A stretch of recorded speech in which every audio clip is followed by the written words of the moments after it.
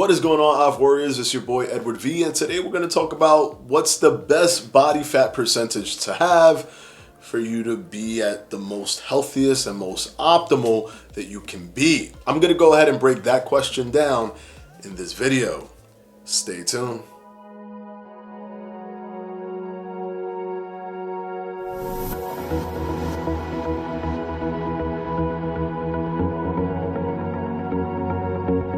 Alright guys, quickly before we start, this video is brought to you by yours truly, Fledge Fitness and the Fledge Fitness Jump Rope. If you haven't gotten yours yet, what are you waiting for? With an ergonomic design, aluminum handle, and swivel design, you can't go wrong with the Fledge Fitness Jump Rope. Only $16.50. You can click on the top right hand corner of this video or down in the description box below. Now let's go ahead and jump right into the video. Alright guys, so it's no secret that most people, or many people, I don't want to say most people, but a lot of people utilize things like intermittent fasting or any type of diet or any regimen for losing weight, specifically to lose weight. Yes, they understand that there are health benefits that come with it, which is incredibly important, and there is health with reducing adipose tissue, which is your body fat, subcutaneous fat, and even visceral fat. If you reduce that, there are health markers that improve simply from reducing adipose tissue. So we understand that, but what's the barometer of how much body fat you should be carrying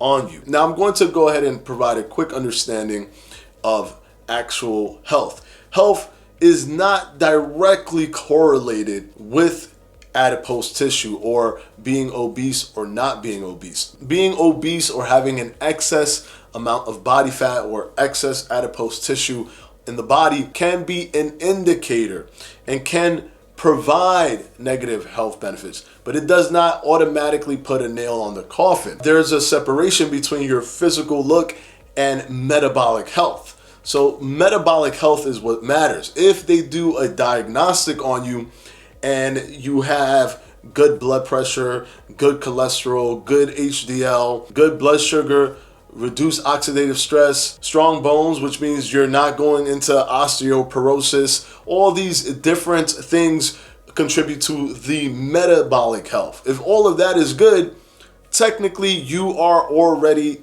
healthy, regardless of the weight that you have. Now, people who are overweight tend to have problems with things like osteoporosis and blood pressure and blood sugar. All of these things seem to be correlated with obesity, which is why people want to reduce obesity, because that tends to have that effect on the metabolic health. But people have had high body fat percentages and have had also good metabolic health. So what I'm trying to say here is that in terms of health specifically, metabolic health is the biggest determining factor and is the only determining factor for if you're healthy or not. Without going to the doctor, you can make a prediction that you may be unhealthy or you may have certain negative elements going on that are starting up via your metabolic health if you're overweight. But that is just using your weight as a predictor. It isn't necessarily the period at the end of the sentence. You do have to get yourself checked at a doctor to actually know what you need to work on. Now, with that being said, let's look at the best middle ground, because actually you can be too low of a body fat percentage. And by too low, I don't mean 4%, 5%, 6%, 7%. Even 10% can be too low of a body fat percentage for different groups of people. Just so you understand how the body fat percentage system is broken down, and they started doing this since 2000 with studies looking at ideal body fat percentages for both men and women, and also understanding the age groups. What they notice is for men, on average, we're talking about the average male, so we're not breaking it down by age just yet, just the average male, 14 to 17% is considered fit. That means you have a higher indicator of metabolic fitness, being metabolically fit within that range. And this is just average. Now, if we break it down into age, 20 to 39 is about 8 to 19% range. 40 to 59 is 11 to 21%. 60 to 79 is 13 to 24%. And what they deem to be overweight is having a fat percentage of 25% or higher for men. Now, with women, this is completely different. With women, you roughly have to add about 10% more to almost all of those numbers. With women, on average, just taking all the women, putting them together, just the average amount is 21 to 24%, with up to 25 to 31% body fat being considered acceptable. However, the 21 to 24% being considered physically fit, metabolically fit, or being an indicator, a predictor of metabolic fitness. And broken down into age, it's 20 to 39 is 21 to 32%, age 40 to 59 is 23 to 33%, age 60 to 79 is 24 to 35%, with 36% and above body fat percentage being considered overweight. Now, of course, these are rough estimates, but these are much better indicators than something, for example, like the BMI. That's incredibly one-dimensional. The BMI does not take into account lean mass and can give you a false sense of being at the wrong body fat, when in reality you might be falling within these categorical ranges that scientists and researchers determine is a good indicator or predictor of fit metabolic health or metabolic fitness. I say this because so many people come to me and ask me, how do I get that little bit of body fat to go away in my belly area? I lost all the body fat around my body, but I just have this little bit of belly fat. I don't know how to get rid of it. Now, if you want to get rid of it, that's fine. That's up to you.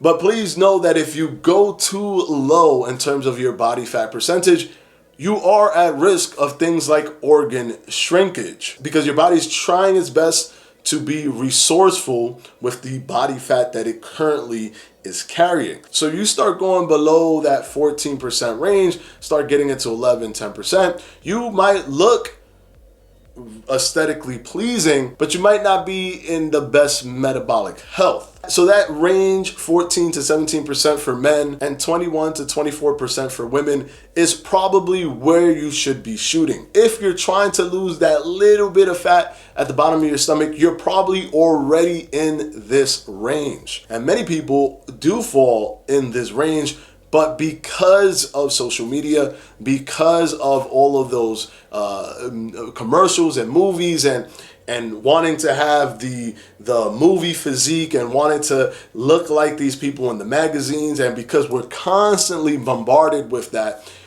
a lot of people just want that look simply because that's the look that they've seen over and over and over and over again. And that's the look that when they see a guy in the movies desiring that look, they want that feeling to be desired as well. And this also goes on the flip side for men. When they see the women in tabloids and magazines and movies desiring that physical physique where the men appear to be very lean, they also feel that they want to have that admiration as well, and they also try to go for that look. Please keep in mind as well that in terms of physical attraction, many people have so many different things that they look for in a person, whereas the physical appearance may not even be one of the most important things. So if you want to be as healthy as possible, or if you want to be in the range that creates the best predictor for metabolic health,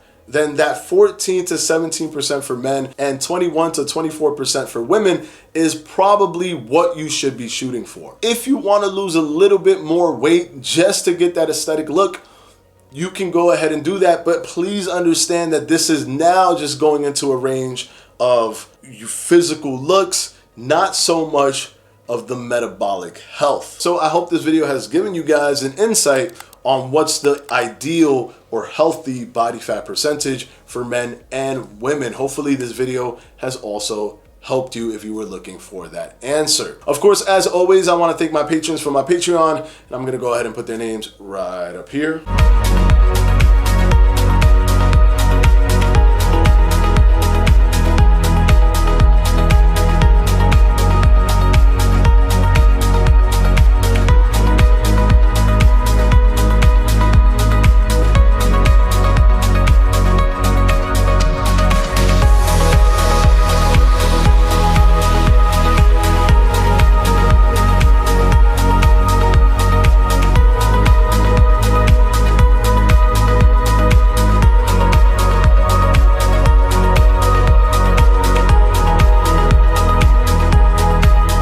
And as always, guys, I'll see you on Wednesday for another FAQ. Peace!